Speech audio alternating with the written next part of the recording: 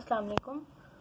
Group theory का हमारा lecture चल रहा है और नॉर्मलाइज़र ऑफ अ ग्रुप आज मैं डिस्कस करूँगी। मैंने अपने प्रीवियस लेक्चर में कोसेट्स और भी जो है वो पीछे जो है वो डिस्कस किया है लेक्चर्स को।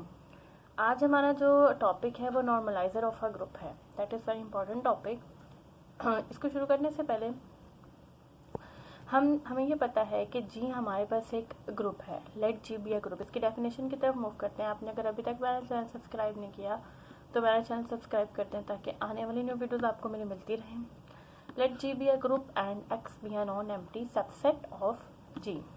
अच्छा, हमने एक्स क्या किया, एक नॉन एम्प्टी सबसेट जी का लिया है। ऑब्वियस सी बात है कि अगर हमने जी का एक सबसेट लिया है तो वो भी उसका सब ग्रुप ही होगा ना, क्योंकि जी हमने एक ग्रुप लिया है तो उसका जो सबसेट होगा वो भी उसका ग्रुप होगा।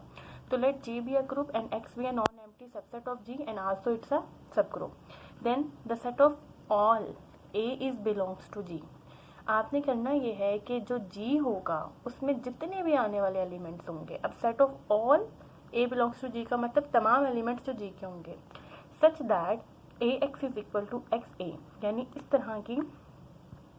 इस तरह की कॉम्यूटेटिव प्रॉपर्टी क्या करते हों, वो एलिमेंट्स जो कि ये वाली प्रॉपर्टीज होल्ड करते हों, that is called to the normaliser of x in G. क्या होंगे वो? Normaliser of x in G के अंदर होंगे, यानी नॉर्मलाइजर ऑफ अ ग्रुप होंगे, यानी वो एलिमेंट्स का जो सेट होगा। And it is denoted by N G x and that is N G x. A is belongs to G, a x is equal to x ए।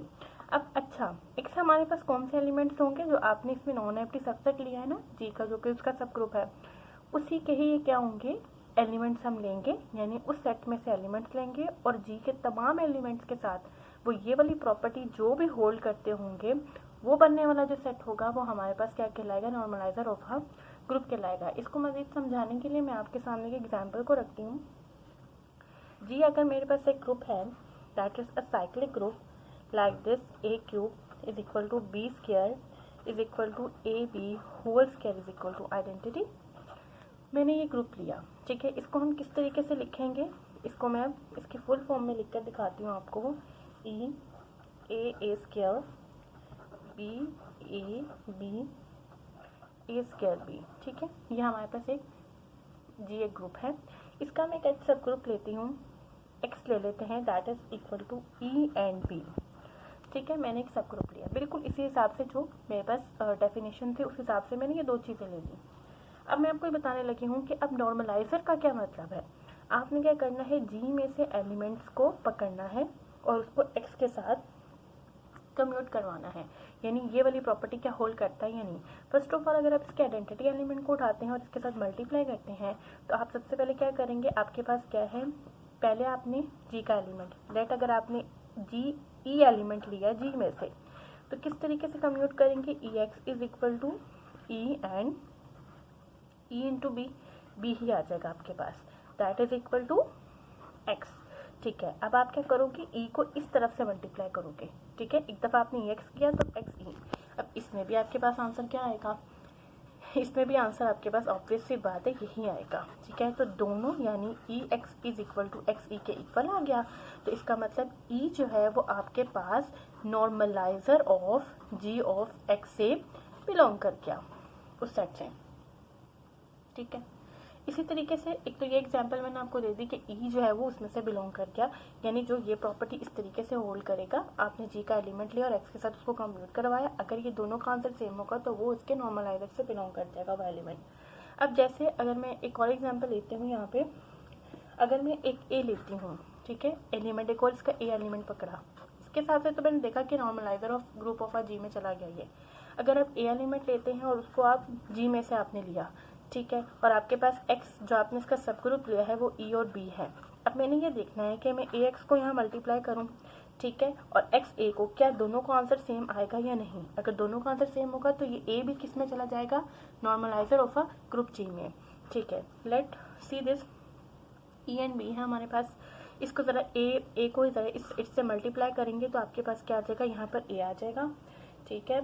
और इसके अलावा हमारे पास साथ क्या चीज़ आ जाएगी, जब आप इसको इससे मल्टीप्लाई करेंगे तो ए भी आ जाएगा, ठीक ठीक है, आपने इसको मल्टीप्लाई करना है ना x को a से, तो आपके पास ये आंसर आ गया। अच्छा, जब आप सेकेंडली इस तरफ से मल्टीप्लाई करेंगे तो आपके पास यहाँ तो a आ जाएगा और यहाँ पर आपके पास क्या बनेगा, इट्स आर बी ए, और दैट इज नॉट इक्वल। ठीक है, ये दोनों एक दूसरे के इक्वल नहीं है। It mean a x does not equal to x a, के b does not equal to b A.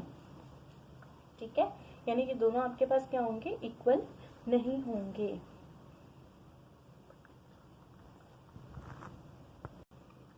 So A does not belongs to normalizer of a group, normalizer of x in G। ठीक है, इसका मतलब ये हुआ कि हमारे पास इस तरह जो एलिमेंट्स होंगे, जो ये प्रॉपर्टी होल्ड करते होंगे, इस तरह का बनने वाला जो मेरे पास एक पूरा टोटल सेट होगा, वो मेरे पास क्या कहलाएगा, वो नॉर्मलाइजर ऑफ आ ग्रुप कहलाएगा, वो पूरा टोटल सेट। अब हम इसके थ्योरम की तरफ मूव करते हैं। थ्योरम की स्टेटमेंट ये है, late G be a group and X be a non-empty subset of G, then normalizer of x in G is always a subgroup of G। देखें, हमारे पास G एक ग्रुप है और X हमारे पास एक नॉन एम्प्टी सबसेट है उस G का। तो हमें ये बात प्रूफ करनी है कि जो नॉर्मलाइजर का जो एक सेट बनेगा ना हमारे पास, जो नॉर्मलाइजर ऑफ एक्स इन जी होगा, ठीक है ना, जो ग्रुप का हमारे पास नॉर्मलाइजर का जो पूरा सेट बनेगा, हमने उसको ये बात प्रूफ करनी है कि वो भी सब ग्रुप होगा उस जी का। अच्छा, सब ग्रुप को प्रूफ करने के लिए हमारे पास क्या क्राइटेरिया शो करना होता है किसी भी ग्रुप के लिए, कि अगर हमें प्रूफ करना है कि कोई ग्रुप किसी ग्रुप का सब ग्रुप है, तो हमें ये वाला क्राइटेरिया प्रूफ करना होता है कि वो भी, अगर वो उस ग्रुप के अंदर ये वाली चीज़ मौजूद हो। अगर हमें पता है कि लेट जी हमारे पास एक ग्रुप है, ठीक है, और एच जो है हमने एक सबसेट लिया उसका, ठीक है, तो अगर आपने ये बात प्रूफ करनी है कि एच जो होगा वो उसका क्या होगा, सब ग्रुप होगा, तो उसके अंदर ये वाली चीज़ होल्ड करती होगी, यानी a b of n inverse भी जो होगा वो उस एच के अंदर कंटेन करेगा। तो उस हिसाब से हमारे पास हमने ये वाला क्राइटेरिया इस नॉर्मलाइजर के अंदर प्रूफ करना है, यानी हमें प्रूफ ये करना है कि ए बी ऑफ इनवर्स जो है वो भी बिलोंग करेगा किसमें, नॉर्मलाइजर ऑफ जीओ, normaliser of x in G के अंदर। ठीक है, ये वाली चीज़ अगर होल्ड करेगी तो हमारे पास ये बात प्रूव हो जाएगी कि हमारे पास जो नॉर्मलाइजर ऑफ अ ग्रुप होता है वो भी सब ग्रुप होता है जी का। ठीक है, हम अपने प्रूफ की तरफ मूव करते हैं। सबसे पहले हम इस चीज़ को, क्राइटेरिया को प्रूव करने के लिए लेट ए एंड बी, मैंने कोई से दो एलिमेंट्स ले लिए किसमें, normaliser of x in G के अंदर मैंने कोई से दो एलिमेंट्स लिए ए एंड बी। अगर हमारे पास ए एंड बी इसके अंदर मौजूद है तो क्या क्राइटेरिया सेटिस्फाई करते होंगे, जैसे डेफिनेशन हमें क्या बताती है इसकी, is equal to a is belongs to G, ठीक है, a x is equal to x a, यानी ये वाला क्राइटेरिया सेटिस्फाई करता होगा। पीछे जैसे मैंने अभी आपको अच्छे से डिटेल में इसकी एग्जाम्पल के हिसाब से समझाया, तो इसका मतलब ये होगा कि ये क्राइटेरिया सेटिस्फाई करता होगा। सो दिस इम्प्लाइज दैट हमारे पास क्या दो बातें होंगी, x is equal to x a, ठीक है, और इसको आप इक्वेशन 1 का नाम दे दें, और क्या होगा, अगर बी भी उसके अंदर मौजूद है तो ये सेटिस्फाई करता होगा criteria b x is equal to x b, ठीक है, दैट इज इक्वेशन नंबर 2 का नाम दे दिया। अब जरा हम फ्रॉम इक्वेशन 2 से बी ऑफ इनवर्स को normaliser of x in G के अंदर लेंगे, ठीक है ना। जब बी ऑफ इनवर्स उसमें हमारे पास आ जाएगा तो ए बी ऑफ इनवर्स को भी हम इसको प्रूव करेंगे कि वो भी इसमें मौजूद है। अच्छा, अब जरा फ्रॉम इक्वेशन 2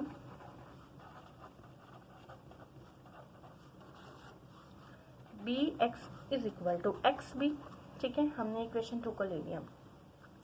अब अगर हम यहाँ पर बी ऑफ इनवर्स से दोनों तरफ मल्टीप्लाई, जाहिर सी बात है अगर बी का एलिमेंट जो है वो ग्रुप का एलिमेंट है तो उसका इन्वर्स भी उसमें मौजूद होगा, तो बी ऑफ इनवर्स भी उसमें मौजूद होगा, तो मैं इस हिसाब से दोनों तरफ बी ऑफ इनवर्स से मल्टीप्लाई कर सकती हूँ, ठीक है, एक्स एंड बी। अब क्या करेंगे हम, एसोसिएटिव प्रॉपर्टीज में होल्ड करेंगे क्योंकि ये एलिमेंट्स क्या हैं, ग्रुप के हैं, तो इस हिसाब से हम यहाँ पे क्या लिखेंगे, b of inverse of b associative property में यहाँ पर अप्लाई करूँगी, ब्रैकेट्स चेंज कर दूंगी, और यहाँ पर b of inverse of x इस तरफ भी मैंने अप्लाई कर दी, ठीक है।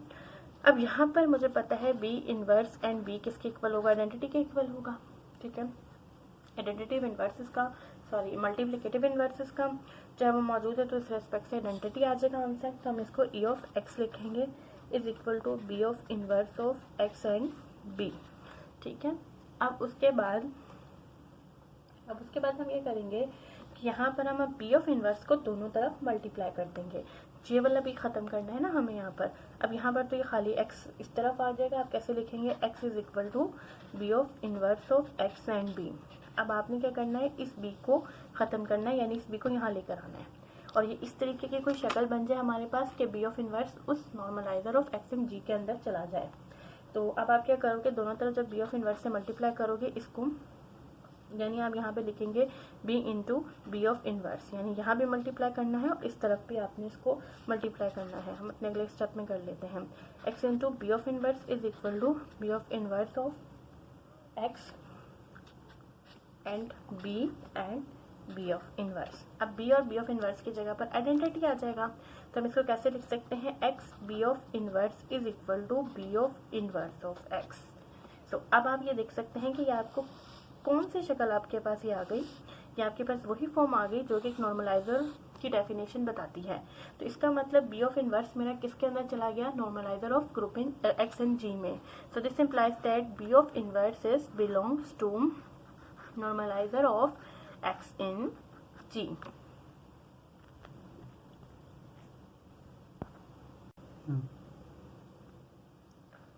A B of inverse is belongs to normalizer of x in G।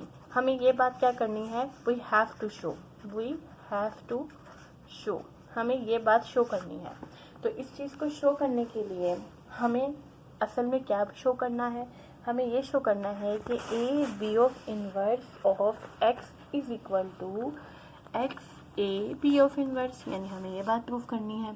तो इस चीज़ के लिए फर्स्ट मैं क्या करूँगी, इस चीज़ को क्या कर लूँगी, कंसीडर कर लूँगी और ये वाली चीज़ अपनी प्रूफ कर लूँगी।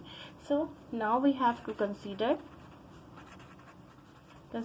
A B inverse and x। ठीक है, मैंने इस चीज़ को क्या किया, कंसीडर किया।